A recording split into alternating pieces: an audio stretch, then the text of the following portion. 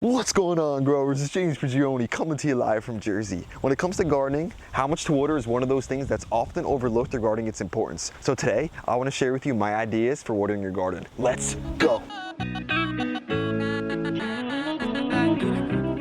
One of the questions I get more than any other, especially this time of year, is how much should I water my garden? And my number one response to that is that it's circumstantial. There's a number of factors that go into properly watering your garden. Some of the factors that are going to affect your approach to watering in the garden are things like time of year, whether or not it's the spring or the summer, time of day, and the best times to water are going to be the early morning and the late afternoon, and also whether or not you're growing in pots or in the ground, and what kind of plants that you're actually growing. For instance, tomato plants like a deep watering about once a week. They don't want you to be out here every single day watering them.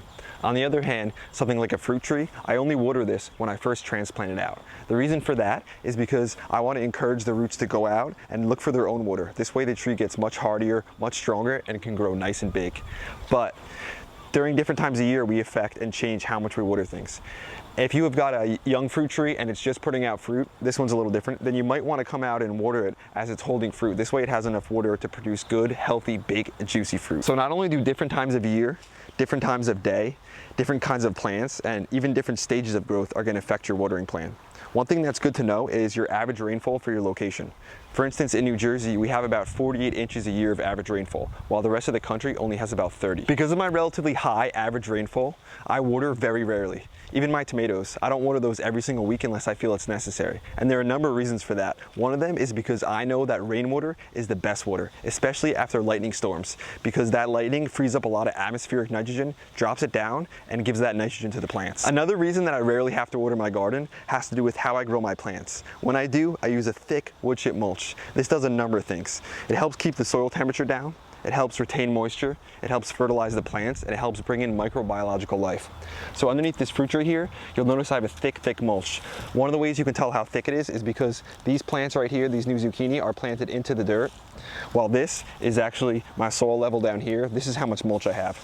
So as I dig into this mulch here, you'll see how much this actually retains moisture. So as I'm digging through this mulch, you'll realize how much moisture is in here. It helps retain it very well. We haven't had a rain here in pretty long, yet it's still nice and wet. So again, this also brings in the microbiological life and the funguses.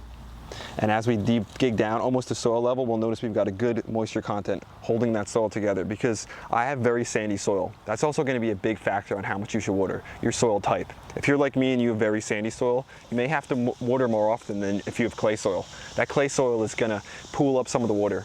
And if you have clay soil and you want to heal some of that, a great way to do it is with the mulch, with the wood chips, because that the fungus are actually going to create a nice waxy substance, which is going to coat that clay soil and turn it into soil aggregates. These soil aggregates are important for bringing oxygen into the soil, because without oxygen, these roots will die. So whether or not you have sandy soil or clay soil, a thick organic mulch is going to be a huge help. In sandy soil, this mulch is going to convert into humus, which is going to help retain water, which is important for sandy soil. If you have clay soil, this mulch and the life in the soil is going to actually help create soil aggregates, which is going to help with drainage. There are a few more factors to take into account when coming up with your water plan, but one of the things I hope you're getting out of this video is that your greatest skill when it comes to watering or gardening is your ability to observe and react and do what's necessary. Because again, different times of year, different kinds of plant, that's all going to affect your watering. You can't just go with one blanket idea of how to water everything. I don't think we should just have drip irrigation under every single plant coming on at the same time every single day, because there's just so many factors that need to be taken into account. And another thing is that the more you know, the better off you have to make the right decision.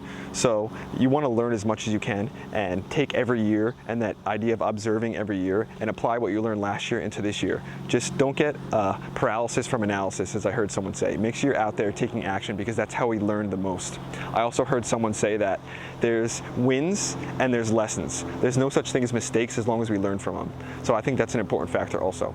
If you guys are enjoying the video, hit the like button, hit the subscribe button, share this one with your friends, and if you want to contribute to the channel, if you want to be a part of Team Grow, check out the merchandise down in the description or down underneath it. You can scroll through it, and let's get into the rest of the factors. I previously mentioned that roots need oxygen to grow. So watering your plants is vitally important. The only thing is, just like watering and in life, too much of anything can be a bad thing. For instance, if you're watering your garden too much, you can actually drown some of your roots, cut down that oxygen, and form anaerobic soil, which you do not want.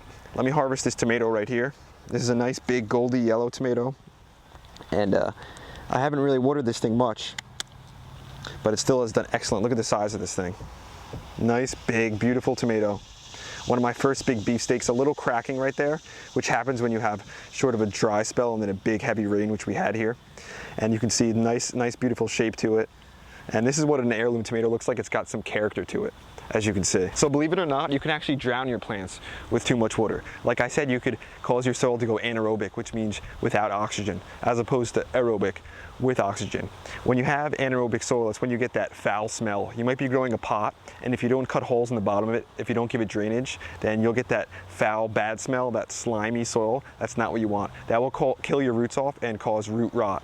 Another thing you could do is if you overwater with young seedlings, you can get seedlings actually dampening off, which will cause them to die as a result of too much water and fungus growing. Some of the signs of overwatering can be some of your new and old leaves falling off, some brown tips at the end, some wilting leaves. But when it comes down to it, in my opinion, sometimes it's hard to tell if things are overwater or underwater. That's why you've got to come out and observe it regularly. Get an idea of how much water you've had, how much water you think you may need in the future. Another factor that's going to make a big difference in successful plants and watering is not having competition with your plants. For instance, we've got a weed here. So whenever I see any weeds growing, I like to pull those out immediately, as young as I find them, to make it so there's no competition with the roots for the other plants. Again, that's why a thick mulch is so foundational in a healthy garden. So when it comes down to creating a water plan for your garden, there's a few things I encourage you to do. One is to find a balance between watering some, but not too much. Another one is to observe your garden, react to what it needs, not just to set up this idea of watering every single day at the same time, no matter what happens. And the third thing is to learn from what happens previous years. For instance, I know throughout growing in this area of New Jersey for years and years is that there's about a 4-week period from late July to early August where we have a big dry spell. So at this time, I like to make sure before that spell comes, I have a thick mulch down and I've got my plants nice and watered. This way they can get through that hard dry spell, and then after that, I taper off a little bit of how much I water. When I first started gardening, I remember that I didn't water at all. I wanted to make sure I grew things as natural as possible. I almost planted everything from seed. But over the years, I've learned, I've changed, I adapt, and it's caused me to get bigger, healthier harvests. Now I even do things like staking up my tomatoes, as you can see right here. So I encourage you to be open to change, not just be a zealot in the way you grow things. As you know, it wouldn't be a true James Prigioni gardening video without this guy, the MVP of the garden, Tuck, coming out here, enjoying himself and just harvesting some of his own food. Again, when I was just in the middle of filming this video, all of a sudden I just hear something crunching. He dug his own carrot up. He found it. Now he's just crunching away. He loves being out here. And just seeing him out here every day just inspires me to just enjoy myself and take in every piece and just try to make the most of it, because I know that he values being out here. Sometimes when I'm out filming, I'll open the gate just so he can come in and wander around. And every time he gets in here, he always finds something. Either he's pulling the cucumbers off the fence, grabbing cucumbers, digging up his own carrots. He even digs some of the radishes in the early spring and stuff. So this guy really just loves doing it. And he's 9 years old now. So when I first started my garden, he was about 1 year old. I think that was 8 years ago. So he's been basically with me throughout the whole entire process, always protecting the garden. And he's been eating his carrots and eating some of his own food since he was a little pup. So some people ask me, how do you get him to eat the cucumbers? How do you get him to eat the carrots? I don't. He just does it on his own. He's been doing it since he was a little pup. So he's been raised with it. And I think he just sees me coming out, grabbing the carrots, and he wants to mimic me. You know, monkey see, monkey do. So he's always looking up to me and looking for approval. So when he sees me eating carrots, I think he tries to be a part of the garden just as much as us. So it's not just my garden, it's Tuck's garden too. We share it together.